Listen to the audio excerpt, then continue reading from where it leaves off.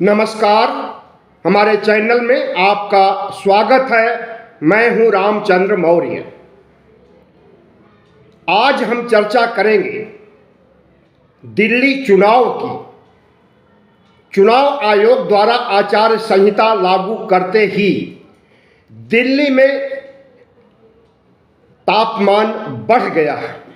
सियासी तापमान में बढ़ाने में भारतीय जनता पार्टी, आम आदमी पार्टी और कांग्रेस तीनों हैं। लोग कह रहे हैं कि इस बार त्रिकोणीय संघर्ष होगा, लेकिन दिल्ली में टहलने पर, मतदाताओं के बीच जाने पर हमें ऐसा कतई नहीं लगा कि त्रिकोणीय संघर्ष होने जा रहा है। आम आदमी पार्टी और भारतीय जनता पार्टी के बीच लड़ाई है और इसमें हमने जहां तक ऑब्जर्व किया है, आम आदमी पार्टी 2015-2020 की तरह 2025 में भी चुनाव जीतने जा रही है। मतदाताओं से मिलने का कार्यक्रम आज हमारा दिन भर का रहा और दिल्ली के कई इलाकों में जाकर मतदाताओं से रूबरू हुआ और उनके मन की गुत्थी को समझने का प्रयास किया। हालांकि मतदाताओं के मन की बात समझ पाना टेढ़ी खीर है। आजकल कोई मतदाता अपने पत्ते जल्दी से नहीं खोलता है कि वह किसे वोट देने जा रहा है, लेकिन संकेतों के आधार पर अनुमान लगाया जाए तो वह सब कुछ बयां कर देता है। खास करके आम आदमी पार्टी के पक्ष में दलित बाहुल्य मतदाताओं के बीच कुछ झुग्गी झोपड़ी में मैं गया तो वहां पर अंबेडकर का मुद्दा, बाबा साहब डॉक्टर भीमराव अंबेडकर का अपमान पिछले दिनों गृह मंत्री अमित शाह ने किया, तो यह मुद्दा दलित मतदाताओं के बीच जंगल में आग की तरह फैल गया। हमने करीब 30 दलित मतदाताओं से बात किया, जिसमें 19 लोगों ने कहा हम तो बाबा साहब अंबेडकर के अपमान का बदला चुकाएंगे। और कुछ ऐसा ही हाल प्रियंका गांधी के अपमान से जुड़ा हुआ है। दिल्ली की मुख्यमंत्री आतिशी के अपमान और कांग्रेस पार्टी के प्रत्याशी अलका लांबा के अपमान का मामला भी खास करके महिला वोटरों के बीच चर्चा का विषय है। और इस मामले में किसी एक पार्टी को, यानी कांग्रेस पार्टी को या आम आदमी पार्टी को वोट देने की बात नहीं कह रहे हैं मतदाता, लेकिन भारतीय जनता पार्टी को सिरे से नकार रहे हैं महिला अपमान होने की वजह से। जाहिर है कि दिल्ली में विगत 10 वर्षों से अरविंद केजरीवाल ने फ्रीबीज के लिए जो थैली खोली है, लाभकारी योजनाओं को जिस ढंग से अरविंद केजरीवाल दिल्ली में आम जनता तक पहुंचा रहे हैं, चाहे वह बिजली के बिल हो 200 यूनिट तक फ्री, चाहे वह पानी फ्री हो, वह चाहे स्वास्थ्य संबंधी दवाइयाँ, ऑपरेशन, बीमारियों की जांच, सब कुछ फ्री है दिल्ली में। इसके अलावा अरविंद केजरीवाल ने जो 2100 रुपये हर महिलाओं को जीतने के बाद हर महीने देने का योजना घोषित की है, महिला सम्मान योजना, इससे भी आम महिलाओं में खुशी की लहर दौड़ गई है और महिलाओं को लगता है कि अभी तक उन्हें फ्री बस सेवाएं पिछले 10 सालों से मिल रही है और अब अगर 2100 रुपये उनके अकाउंट में भी आएंगे तो उनके आमदनी का जरिया बढ़ जाएगा। तो महिलाएं एक तरफा भारतीय जनता पार्टी को नहीं, कांग्रेस को नहीं, आम आदमी पार्टी को जिताने का मन बना चुकी है। हम ऐसा यूं कह रहे हैं कि हमने जितनी महिलाओं से बात किया, वो चाहे झुग्गी झोपड़ी में हो, वो चाहे मध्यम वर्गीय आवासों में हो, और वह चाहे उच्च वर्गीय परिवारों में हो, हर जगह मैंने गया और हमें ऐसा महसूस हुआ कि हर जगह की महिलाएं अरविंद केजरीवाल के पक्ष में वोट देना चाहती हैं। झुग्गी बस्तियों और गरीब तंग बस्तियों में अंबेडकर का नीले निशान का झंडा फहराया जा रहा है और उस पर आम आदमी पार्टी लिखा गया है। हमें लगता है कि बाबा साहब डॉक्टर भीमराव अंबेडकर का अपमान न सिर्फ दिल्ली के चुनाव में बल्कि जितने भी चुनाव होंगे वहां पर उसका असर रहेगा। इसी तरह से भारतीय जनता पार्टी की जो मानसिकता है महिलाओं को अपमानित करने की, अल्पसंख्यकों को अपमानित करने और उनके मस्जिद के नीचे शिवालय तलाशने, शिव मूर्ति तलाशने की खोज होती है, इन सब मामलों से भारतीय जनता पार्टी का जनाधार हमें लगता है कि घट रहा है। हिंदुत्व का मामला, हिंदू मुस्लिम ध्रुवीकरण का मामला, या यूं कहें कि धार्मिक उन्माद का मामला, तो कर्नाटक से ही इनकी हवा निकल गई थी, जब कर्नाटक में प्रधानमंत्री नरेंद्र मोदी ने कहा था तमाम सभा सम्मेलनों में दोनों हाथ उठा करके जय बजरंग बली के नारे लगाए और जय बजरंग बली के जयकारे के साथ यह भी कहा कि जब ईवीएम की बटन दबाइए तो बोलिए जय श्री राम, और वहां पर भारतीय जनता पार्टी की बड़ी हार होती है। इसी तरह से इनका जो अयोध्या का राम मंदिर मूर्तियों की प्राण प्रतिष्ठा को लेकर के जिस तरह से 22 जनवरी 2024 को लगा कि भारतीय जनता पार्टी एक तरफा जीत हासिल करने जा रही है, 543 में 400 पार होने जा रही है, लेकिन ऐसा कुछ नहीं हुआ। तो जाहिर है भारतीय जनता पार्टी का धार्मिक उन्माद, हिंदू मुस्लिम ध्रुवीकरण का मुद्दा अब पुराना पड़ गया है और इससे अल्पसंख्यक समाज, दलित समाज, ओबीसी समाज किसी न किसी रूप में प्रभावित हुआ है। लेकिन भारतीय जनता पार्टी और आरएसएस को अभी भी सद्बुद्धि नहीं आ रही है और अभी भी ओबीसी को उनका हक अधिकार नहीं दिया जा रहा है, अभी भी ओबीसी की जनगणना तक नहीं कराई जा रही। तो हमें लगता है कि भारतीय जनता पार्टी अपने पैरों पर कुल्हाड़ी मार रही है और कहीं ऐसा न हो कि उसके पांव कट जाएं और वह भारत के सियासी मानचित्र से हमेशा हमेशा के लिए लुप्त हो जाए। भारतीय जनता पार्टी एक ऐसी पार्टी है जो अपने तानाशाही रवैये और अहंकार के चलते आज आरएसएस की भी चहेती नहीं रह गई है। दिल्ली चुनाव में आरएसएस का सहयोग भारतीय जनता पार्टी को नहीं मिल रहा। याद रहे अभी हरियाणा और महाराष्ट्र में चुनाव हुआ और वहां पर भारतीय जनता पार्टी की बड़ी जीत हुई और वहां पर आरएसएस चुनाव शुरू होने के 6 महीने पहले से सक्रिय हो गया था। आरएसएस के स्वयंसेवक और प्रचारक घर घर जाकर के भारतीय जनता पार्टी का प्रचार कर रहे थे, लेकिन दिल्ली में यह कुछ चुनाव आयोग के चुनाव आचार संहिता जारी होने के बावजूद आरएसएस के कार्यकर्ता, आरएसएस के प्रचारक सक्रिय नहीं देखे जा रहे हैं। ऐसे में भारतीय जनता पार्टी बैकफुट पर खड़ी है और आम आदमी पार्टी 2015 और 2020 की तरह तीसरी बार हैट्रिक बनाने जा रही है। आम आदमी पार्टी की जीत की कई वजह होंगी।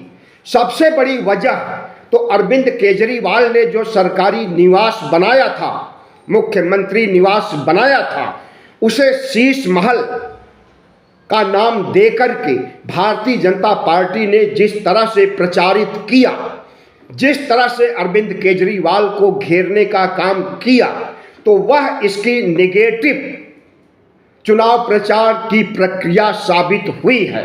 क्योंकि जिन मुद्दों को लेकर के कहा जा रहा था कि मुख्यमंत्री निवास में अरविंद केजरीवाल का निवास बताया गया उसे, जबकि मुख्यमंत्री निवास ऐसा होता है कि हारने के बाद केजरीवाल को भी जाना पड़ेगा और जब कभी दूसरा नया मुख्यमंत्री बनेगा तो वही रहेगा उस शीश महल में।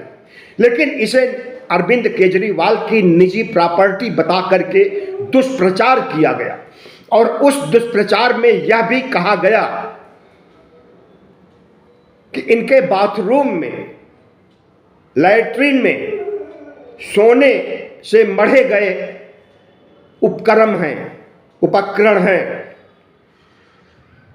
इसी तरह से कहा गया कि मिनी बार है, स्विमिंग पूल है, लेकिन ऐसा कुछ भी नहीं है। यह भारतीय जनता पार्टी के झूठे प्रचार या झूठे नैरेटिव गढ़ने की प्रक्रिया थी। लेकिन इस प्रक्रिया को भी अरविंद केजरीवाल की पार्टी ने बेनकाब कर दिया। कल 8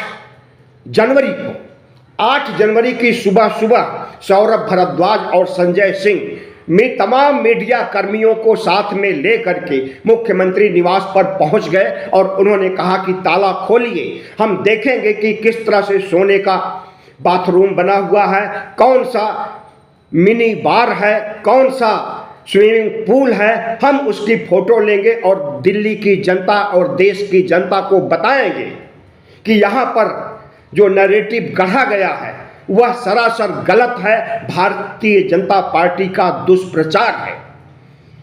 सोने का बाथरूम तो मैंने आज तक कभी भी नहीं सुना। भारत में ही नहीं, अमेरिका या विकसित देशों में भी शायद सोने का बाथरूम या सोने का मकान सुना भी नहीं गया। व्हाइट हाउस सुना गया है, जो दुनिया का सबसे महंगी बिल्डिंग है, अमेरिका में है, जिसमें राष्ट्रपति रहते हैं अमेरिका के। लेकिन सोने का बाथरूम कहीं नहीं सुना गया। हाँ, रामायण में जरूर सुना गया है, और वह भी एक मिथक है, और मिथक हमेशा गलत होता है। रामायण में कहा गया है कि सोने की लंका थी। यहाँ तो बाथरूम अकेले की बात हो रही है, वहाँ तो लंका ही पूरी सोने की थी।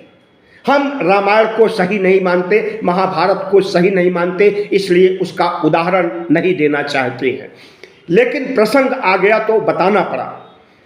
तो कल 8 जनवरी को पुलिस के बड़े बड़े अधिकारी आ गए और संजय सिंह और सौरभ भारद्वाज को मुख्यमंत्री निवास में एंट्री नहीं दिया।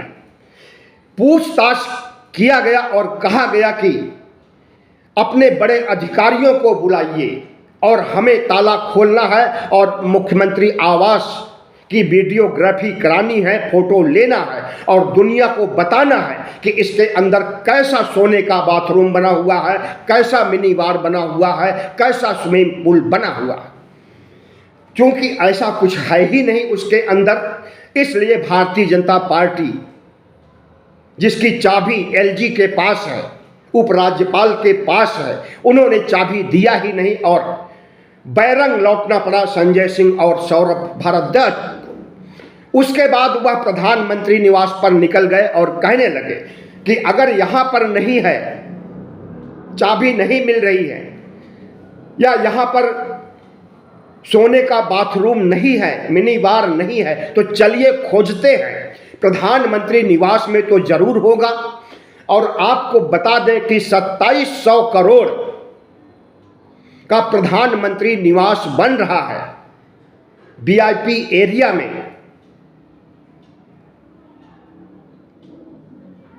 और अरविंद केजरीवाल ने जो मुख्यमंत्री आवास बनाया सिर्फ 33 करोड़ रुपए में, तो 33 करोड़ महंगा होता है या 2700 करोड़ महंगा होता है?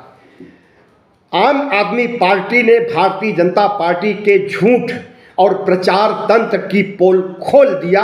और अब दिल्ली की जनता समझ गई है कि अरविंद केजरीवाल एक ऐसे सियासतबाज हैं कि जो भारतीय जनता पार्टी के नेताओं की पोल पट्टी कांग्रेस नहीं खोल पाती है, वह काम अरविंद केजरीवाल कर देते हैं और उनके झूठ फेक न्यूज की पोल खोल देते हैं। इस तरह से इनका शीश महल का एजेंडा, जो कि एक बड़ा मुद्दा बना करके चल रहे थे, उसे आम आदमी पार्टी ने ध्वस्त कर दिया है। आम आदमी पार्टी की जीत की एक और वजह है, वह है एक तरफा मुस्लिम वोट। अभी मैंने बताया कि एक तरफा महिलाओं का वोट, एक तरफा दलितों का वोट। एक तरफा का मतलब कि 90% तक हो सकता है, 100% हम नहीं कह सकते हैं। तो एक तरफा मुस्लिम वोट भी मिलने जा रहा है और मुस्लिम वोट दिल्ली में लगभग 15% है। और 15% मुस्लिम वोट अगर एक तरफा अरविंद केजरीवाल को मिलता है, कांग्रेस को नहीं मिलता, भारतीय जनता पार्टी को नहीं मिलता है, तो इसका परिणाम क्या होगा आप खुद सोच सकते हैं। लाभार्थी योजना आज से नहीं है, लाभार्थी योजना के जनक अरविंद केजरीवाल ही हैं। भारत में 2013 में पहली बार इनकी सरकार बनी थी, उसी समय से लाभकारी योजना और फ्री में पानी बिजली मुफ्त करना, स्वास्थ्य सुविधाएं मुफ्त करना इनकी नीयत ही बन गई थी। और उस नीयत में बढ़ोतरी अब और ज़्यादा हो गई कि अब दिल्ली की महिलाओं को कैश भी दिया जाएगा। पहले कैश देने का प्रावधान नहीं था, सब कुछ फ्री था लेकिन कैश नहीं था।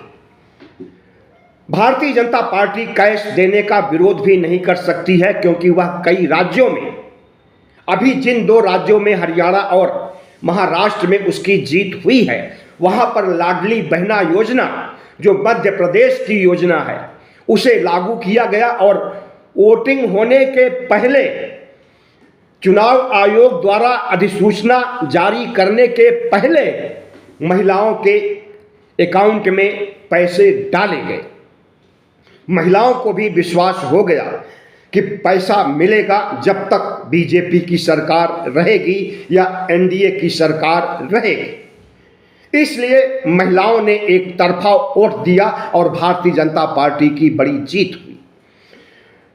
तो वही फार्मूला अरविंद केजरीवाल दिल्ली में अपनाना चाहते हैं, जिसका विरोध न कांग्रेस कर सकती है और न भारतीय जनता पार्टी। कांग्रेस ने भी हालांकि 2500 रुपए हर महिलाओं को देने की घोषणा किया है, लेकिन कांग्रेस ने जब उसका शासन रहा है, शीला दीक्षित जब तक मुख्यमंत्री थी या उसके पहले, कभी भी कोई सुविधा, कोई भी फ्री बीज नहीं दी गई, कोई भी कैश नहीं दिया गया। इसलिए कांग्रेस के प्रति दिल्ली की जनता का विश्वास नहीं है।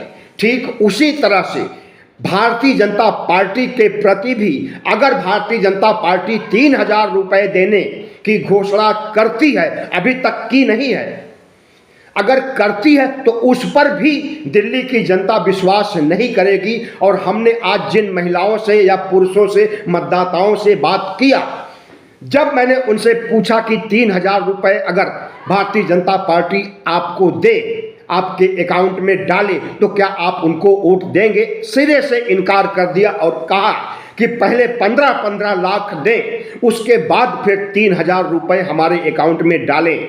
अगर 15 लाख आएगा तभी हम विश्वास करेंगे और तभी हम बीजेपी को वोट देंगे। तो भारतीय जनता पार्टी अपने कुकर्मों की वजह से, क्या जरूरत थी अंबेडकर का अपमान करने का, क्या जरूरत थी प्रियंका गांधी आतिशी और अलका लांबा का अपमान करने का। अपने हाथों से अपने पैरों पर कुल्हाड़ी मारने का काम भारतीय जनता पार्टी की है, जबकि भारतीय जनता पार्टी के पीछे बहुत बड़ा थिंक टैंक है। वह थिंक टैंक आरएसएस माना जाता है और भारतीय जनता पार्टी का मीडिया सेल इतना स्ट्रांग है, आईटी सेल इतना बड़ा है कि वह कोई भी झूठ को प्रचारित करके उसे सत्य साबित करने या सत्य जैसा दिखने के लिए हमेशा कोशिशें करती रहती है। लेकिन दिल्ली के चुनाव में भारतीय जनता पार्टी का थिंक टैंक, गोदी मीडिया, व्हाट्सएप यूनिवर्सिटी सब कुछ फेल हो गया।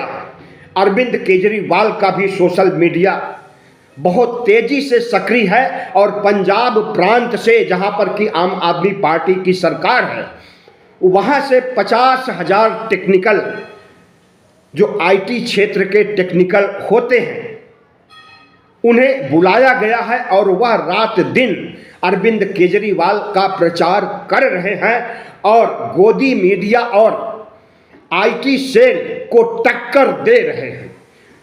तो प्रचार के मामले में भी आगे है आम आदमी पार्टी और जीत के लिए जनता के बीच जाने पर जो महसूस होता है उसमें यही लगता है कि अभी तक कल मतलब कि 10 दिन बाद क्या स्थिति रहेगी, ऊंट किस करवट बैठेगा, हम नहीं कह सकते हैं। लेकिन अभी के देखते हुए मतदाताओं का रुझान आम आदमी पार्टी की तरफ है।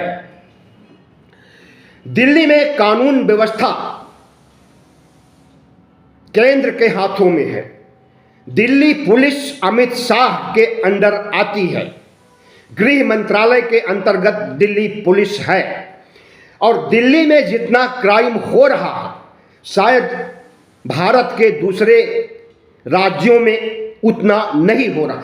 आए दिन हत्याएं हो रही हैं, आए दिन आतंकवादी गतिविधियां हो रही हैं, आए दिन अपहरण हो रहे हैं, जिसका जिक्र कई बार अरविंद केजरीवाल कर चुके हैं कि गृह मंत्री के घर से कितनी कितनी दूरी पर कब कब हत्याएं हुई हैं और उसमें से किसी भी आरोपी को पकड़ा नहीं गया, उन्हें दंडित नहीं किया गया।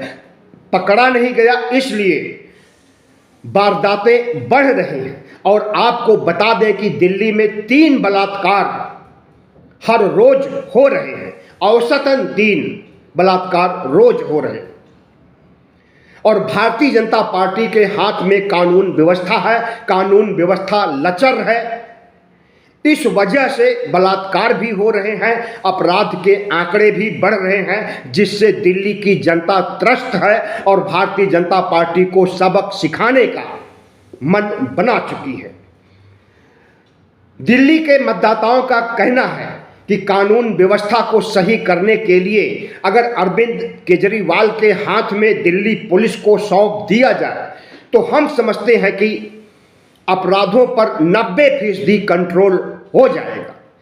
लेकिन भारतीय जनता पार्टी, आम आदमी पार्टी की सरकार जो अभी चल रही है, या यूं कहें अब चुनाव होने वाला है, तो सब कुछ सारी शक्तियां चुनाव आयोग के हाथ में सीमित हो गई हैं।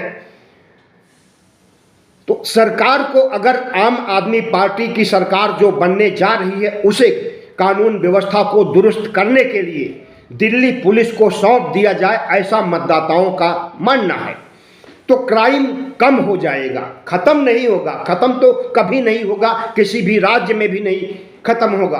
अमेरिका तक में क्राइम होता है, लेकिन क्राइम कितना होता है बात यह बड़ी है। क्राइम कम से कम हो, सरकार के नियंत्रण में कानून व्यवस्था हो, इसे सुशासन कहा जाता है और वह सुशासन अरविंद केजरीवाल दे सकते हैं अगर उनके हाथ में पुलिस आ जाए तो। भारतीय जनता पार्टी को 35% वोट मिले थे 2020 के चुनाव में और आम आदमी पार्टी को 53% वोट मिले थे। हम ये नहीं कह रहे हैं कि 53% वोट इस बार भी मिलेगा। 2015 में 54% वोट मिला था, 2020 में 53% वोट मिला, तो हमारा अनुमान है कि 2025 में 50 या 51% वोट जरूर मिलेगा आम आदमी पार्टी को। और अगर इतना वोट मिलता है तो निश्चित रूप से 45 से 50 के बीच सीटें मिलेगी। जीत का मार्जिन 36 है, कुल 70 सीटें हैं, जिसमें से 36 सीटों पर जादुई आंकड़ा माना जाता है 36 सीटें लाने वाले की सरकार बन सकती। लेकिन इस बार भी लगभग 50 सीटें आम आदमी पार्टी को मिलने जा रही है, ऐसा कई सर्वे भी कह रहे हैं। और जो तमाम पार्टियां अपना अपना सर्वे कराती हैं, उन सर्वे में भी निकल करके यही आया है।